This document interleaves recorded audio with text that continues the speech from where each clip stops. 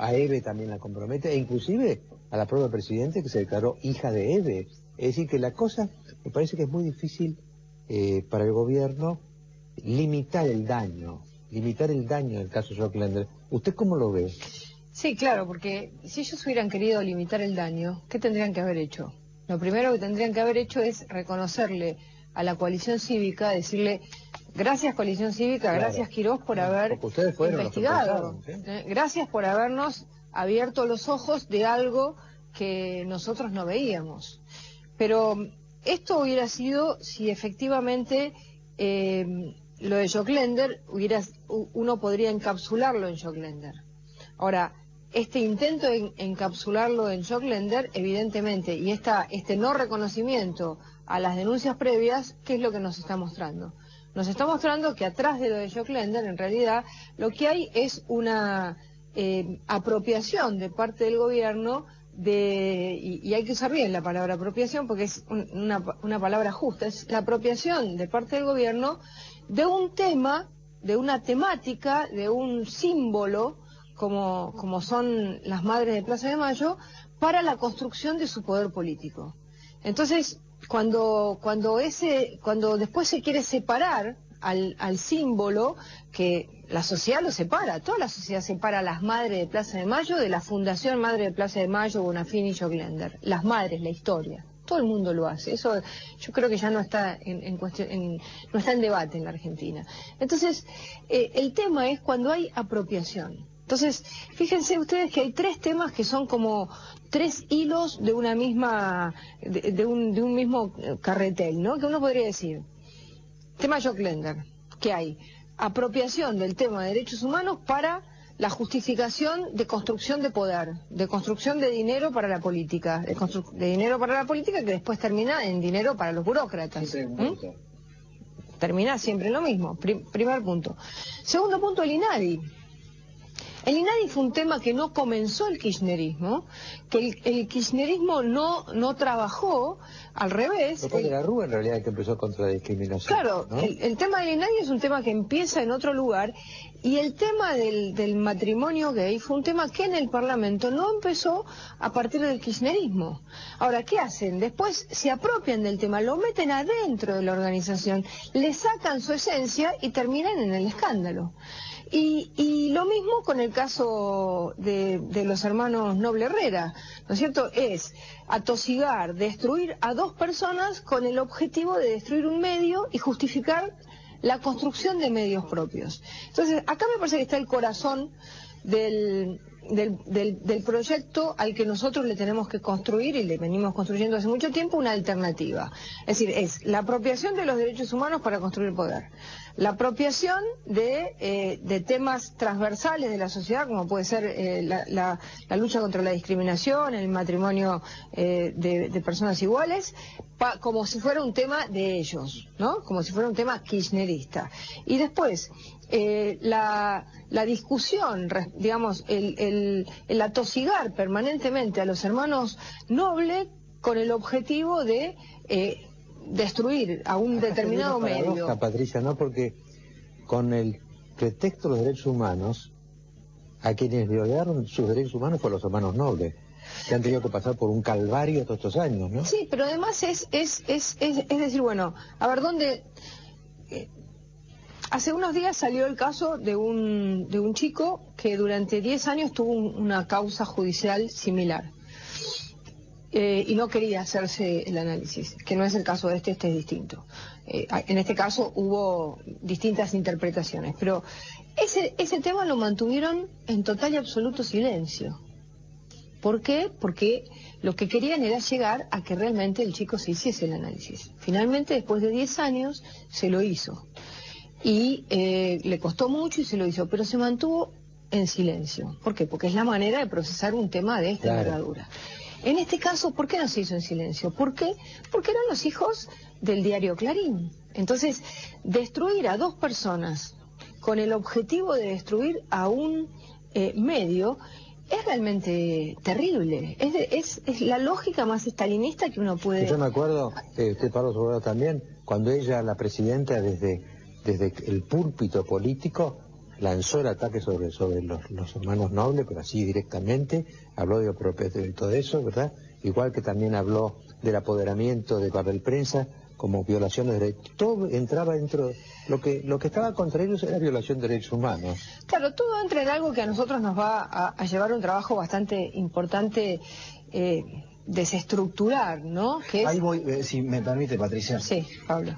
Porque estaba escuchando atentamente el hilo del razonamiento, que comparto en esencia, pero también me preguntaba si el caso Joclender no viene a desnudar también cuestiones profundas de la Argentina institucional, como por ejemplo que la oposición se ha transformado en caja de resonancia de determinadas advertencias a esa estrategia del oficialismo de apropiación de temas, de análisis político para mantener la iniciativa política y ganarle de mano a la oposición, pero no ha podido llegar más que a la cuestión testimonial. Y lo digo por el fracaso que en su momento tuvo, fracaso no, desoídos las advertencias de Elsa Quirós. Hoy, un año después, nos damos cuenta que el organismo que tenía que controlar no controló, que las auditorías no se hicieron, pero auditorías no se hacen desde larga data. Digo, este caso revela una precariedad institucional que la oposición, en todo caso el sistema político, no ha logrado subsanar, pese a haber ganado las elecciones en el año 2009. Yo voy a cuestionar ese razonamiento, Sí. De la siguiente manera. A mí me parece que lo que revela es que hay una fuerza política que decide plantear los temas y decide, cueste lo que cueste, y sea o no políticamente correcto, hacer lo que tiene que hacer, que es la coalición cívica. Cuando nosotros hicimos la denuncia de las madres, de la Fundación Madres de Plaza de Mayo, lo discutimos mucho, porque no era cualquier denuncia, No. era una denuncia seria. Y cuando la hicimos, tuvimos muchas advertencias de muchos sectores de otros bloques de la oposición que nos dijeron, nosotros con esa, ahí no vamos. ¿Cuáles fueron, Patricia? Bueno, digamos, de distintos bloques, del radicalismo, del socialismo, nos dijeron, no, nosotros ahí no vamos.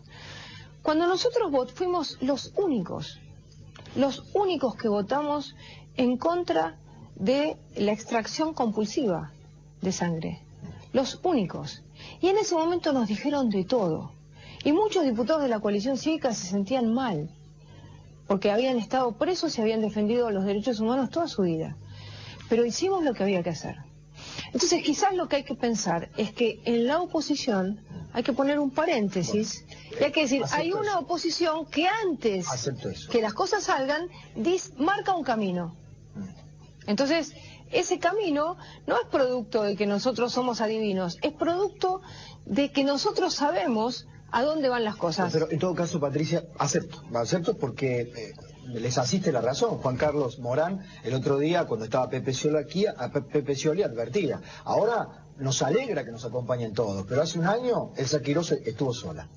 Pero va a convenir conmigo que desde esa posición minoritaria de la coalición cívica no surgió ningún otro consenso en el llamado arco opositor, que yo no meto a todos, pero sí hay que claramente poner los éxitos políticos. En todo caso, ustedes tuvieron un éxito testimonial y coherente cuando pusieron la denuncia, cuando la tenían que poner, pero hay un resto de la oposición que ha sucumbido. En todo caso, el kirchnerismo ha triunfado hasta hoy con su relato, con su sistema de apropiación de temas y de iniciativas políticas. La gran pregunta es si van a convencer a la sociedad, la coalición cívica por su parte y los otros que se sumen hoy, de que ese sistema se acaba en octubre, si es que tienen éxito. Pero es que ahí está el debate. Le voy a dar una primicia de la coalición cívica. Nosotros vamos a hacer un juicio político contra el doctor Zaffaroni. ¿Por qué? Reconociéndole todos sus títulos, absolutamente todo. Y vamos a llamar a los demás a ver si nos acompañan. ¿Por qué? Porque el doctor Zaffaroni está asesorando al gobierno. El doctor Zaffaroni hoy está siendo fue asesor de Vudú en la campaña a la jefatura de gobierno. Es miembro de la Corte Suprema de Justicia de la Nación. Y ahora está asesorando a la presidenta sobre una reforma constitucional para pasar a un régimen parlamentarista. ¿Es para pasar a un régimen parlamentarista? ¿Puede quien es último intérprete de la Constitución estar hablando de una reforma constitucional con la Presidenta de la Nación? ¿O en definitiva lo que están haciendo es ver cómo se estira la idea de que si la Presidenta es elegida, que nosotros creemos que no lo va a hacer, pero si la Presidenta es elegida, tiene otro mandato vía, en vez de ser Presidenta, Primera Ministro? Cambiando el sistema. ¿No es una reelección de nuevo? ¿Hay constancias de ese asesoramiento? Bueno, nosotros vamos a abrir, queremos que se abra este debate en el Consejo. Hay versiones periodísticas, es más, Bueno. no solamente hasta ahí, sino hay que tomarlas como parte del mentidero político, Mariano, la posibilidad de que Eugenio Zaffaroni acompañara a la Presidenta como candidato. Bueno, elevaremos esto al Consejo de la Magistratura para que convoquen al ministro de la Corte y porque acá tiene que haber división de poderes. División de poderes significa que la Presidenta de la Nación no puede tener como asesor a un miembro de la Corte Suprema de Justicia que después es el que interpreta la Constitución Nacional. Claro, entonces, bueno, estos son los temas en los que quizás nosotros estamos viendo ahora algo. Nosotros no queremos. ¿Ahora qué vamos a entrar? ¿En que si queremos un sistema parlamentarista o queremos un sistema presidencialista? ¿O vamos a ir al fondo del debate? Cuando nosotros discutimos la ley de medios, fuimos al fondo del debate. El fondo del debate no era la ley de medios, era la apropiación de medios en manos del kirchnerismo para destruir los medios que no eran kirchneristas. Una pregunta, Patricia, me lo contesta, vamos a hacer un mínimo corte y después seguimos. Pero Con todo gusto. le dejo la pregunta. ¿No hay un tema?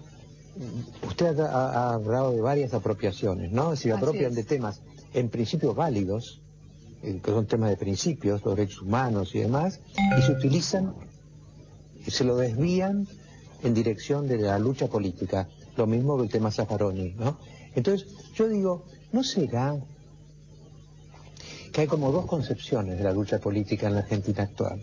La oposición, toda, juega la política de acuerdo con las reglas, ¿no? En fin, se cumplen las reglas y demás. Yo creo que el gobierno está en guerra. Es otra concepción, es decir, ellos no están compitiendo como si fuera un deporte para ver quién gana en octubre y después el gobierno, bueno, normal. Ellos están, porque la guerra, ellos están en guerra, la guerra no tiene reglas. Es decir, usted, por ejemplo, la guerra puede mentir. San Martín hacía la guerra de Zapa. Es decir, lo lógico, si usted al enemigo le va a decir, mira, voy a atacar por la izquierda, ¿no es cierto? Entonces, este concepto de que vale todo, a mí me parece que el gobierno, no sé, porque usted en el fondo, como usted está describiendo todas estas apropiaciones, yo pensaba una palabra que es horrible, pero como que están prostituyendo las causas nobles, porque evidentemente derechos humanos es una causa noble, ¿no es cierto? Y entonces la van como, ¿por qué están en guerra? El tema, me contesta después.